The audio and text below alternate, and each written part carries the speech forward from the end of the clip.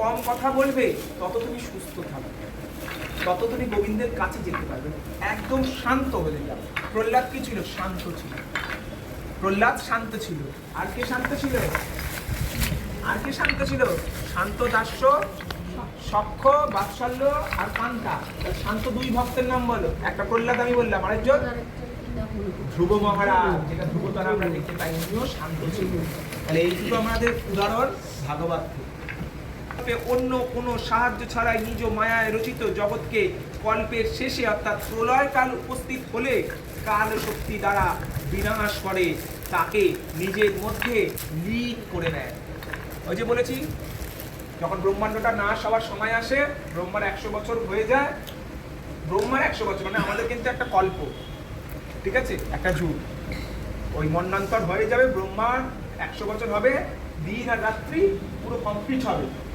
71টা মন্বন্তরে 14টা কল্প হবে। হওয়ার পর যখন ওটা কমপ্লিট হয়ে গেল, তখন ব্রহ্মা কিভাবে পদ্মের মধ্যে প্রবেশ করবে? পদ্ম, ওই যে ডাঁটটা দেখো নাল, ওই নালের মধ্যে প্রবেশ করবে। ওই নালটা গিয়ে ভগবান নারায়ণের নাভিতে প্রবেশ করবে, আর ভগবান চোখটা খুলবে। এই যে চোখটা খুলে দিয়েছে, তার মানে প্রলয় হলো এটা। আর যেই মুহূর্তে চোখটা আবার বন্ধ করে দিল, তার মানে ভগবান আবার নিজের গুণে, সত্য রজত তম গুণের মধ্যে দিয়ে আবার এই সৃষ্টিটাকে রচনা করছে। তখন উনি চিন্তন করছে। আমরা স্টিক হয়ে যায়। ওই জন্য আগেকার দিনে তো এইসব এত অ্যাডভান্স লেভেলের এই সিমেন্ট, ব্রিক এইসব ছিল না। সিমেন্ট বাড়ি দিয়ে এইসব যে নদীতে যে বাঁধ দিত, ওই কি দিয়ে করতো? চুন, সুরকি আর গুড়। রক্স একটা প্রকারের ইউজ করতে না, যেগুলো এখনো ওইদিকে গেলে পাওয়া যায়। একদম জলের তলে, যেটা রাজস্থানে আছে জলমহল, 4 তলা নিচে আছে। তাহলে 4 তলাটা নিচে এখনো আছে কি করে? জলমহলে এই গুড়, ওর আর্কিওলজিস্ট যা ইয়ে হয়েছে, আর্কিটেকচার সব ওখান থেকে রিসার্চে পাওয়া গেছে, ওটা গুড়ের মিশ্রণ আছে। মানে গুড়টা, আমি ওই জন্য গুড়েরই চুন সুরকির সাথে গুড় মেশানো হয়। ওই জন্য জল ভেঙে দিয়ে যেতে, কারণ জলের তো একটা নিজস্ব প্রেশার আছে। জল লাগবে, চাপে তো ভেঙে যাবে জল। তাহলে সেই গুড়ে ওটা আটকে যাবে। তুমি দেখো না, ওটাই তো প্রসেস, কোয়ান্টিটি আছে। তেল জল তোমাকে এমনি পেটে মাখতে বলে কিন্তু কমবে না, কিন্তু ওই তেল আর জলের সাথে একটা কোয়ান্টিটি ফাটাতে হবে। ওই মিশ্রণটাকে তৈরি করতে হবে, তবে গিয়েই কিন্তু মিশ্রণটা কাজে লাগবে। যদি তেল জল তুমি মাখো, তোমার পেটের কোনো কিছুই হবে। ওই কোয়ান্টিটি, পরিমাপটা ঠিক দিতে হবে, মিশ্রণটাকে ঠিক রাখতে হবে, ওদের মধ্যে আটকে যায়। কিন্তু এই মুহূর্তটা চালিয়ে নিলে তারপরের মুহূর্তটা তুমি ফেসে যায়। কারণ তুমি স্ট্যাটাসটা যেই মেনটেন করতে পারবে না, তখনই তোমাকে ওই রিপুগুলো ধ্বংসা। একদম অহংকার তো রিপুর মধ্যে, ওই রিপুগুলো তখন কামড়াবে। তাই জন্য আমাকে আগে থেকেই সেই নমনীয়তা রাখতে হবে। ত্রিনাদপি, একদম ঘাস একটু পাড়ালেও কিছু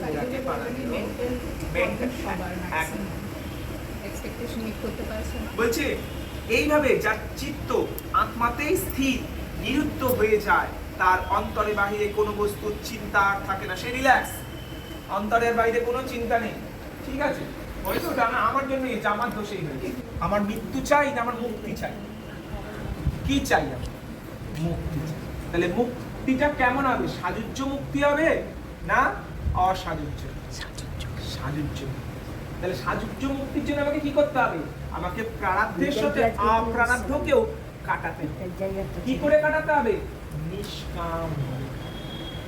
নিষ্কাম, ইন্দ্রিয়কে সংযম করতে হবে, বৈরাগ্য আনতে হবে, ত্যাগ আনতে হবে। মানে আমি কতটা পাবো, খাবার জন্য প্রবেশ করেছি কার মাধ্যমে? গুরুর মাধ্যমে।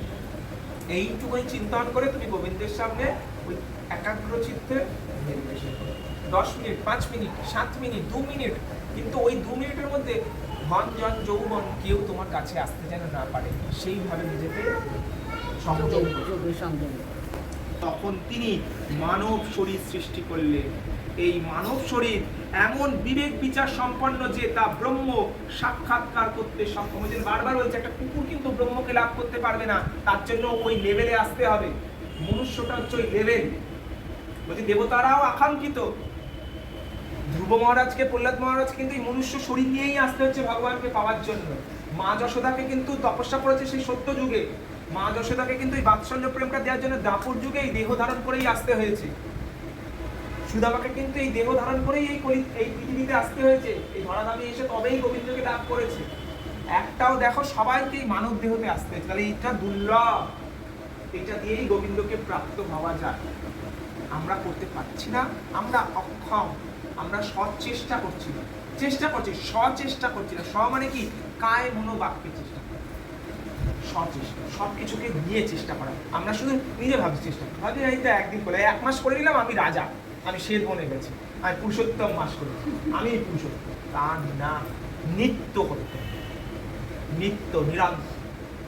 24 ঘন্টা মানে আমার কাছে যদি আর পরের দিনে 24 ঘন্টা না পাই তাহলে কি হবে? তাহলে আমাকে প্রত্যহ, প্রতি ক্ষণে, প্রতি পলে করতে হবে, প্রতি মুহূর্তে করতে হবে। ভবিষ্যৎ সমূহ গাভী গোপর নন্দন শ্রীকৃষ্ণ ও তার দহনকর্তা অর্জুন গোবৎস, এই মহৎ গীতামৃত সেই গাভীর দুগ্ধ আর শুদ্ধ বুদ্ধি সম্পন্ন সুধীজনই তার ভোক্তা দেবকী নন্দন ভগবান শ্রীকৃষ্ণ কথিত গীতা শাস্ত্রই একমাত্র উত্তম শাস্ত্র। ভগবান দেবকী নন্দনই একমাত্র সর্বোত্তভাবে তার নাম, একমাত্র মন্ত্র, এবং সেই ভগবানের সেবাই হলো একমাত্র কর্তব্য কর্ম। গঙ্গা গীতা সাবিত্রী সীতা সত্তা প্রতিপতি প্রকমলি গঙ্গিতা নাশ নিরতে পরানন্দা পুরুষোত্তম মাস কি? পুরুষোত্তম মাস কি? পুরুষোত্তম মাস কি? ত্রিবিক্রম দেব কি? ত্রিবিক্রম দেব কি? ত্রিবিক্রম দেব কি? জয়ন্তাই গো সীতারাম গো হরি হরি গো।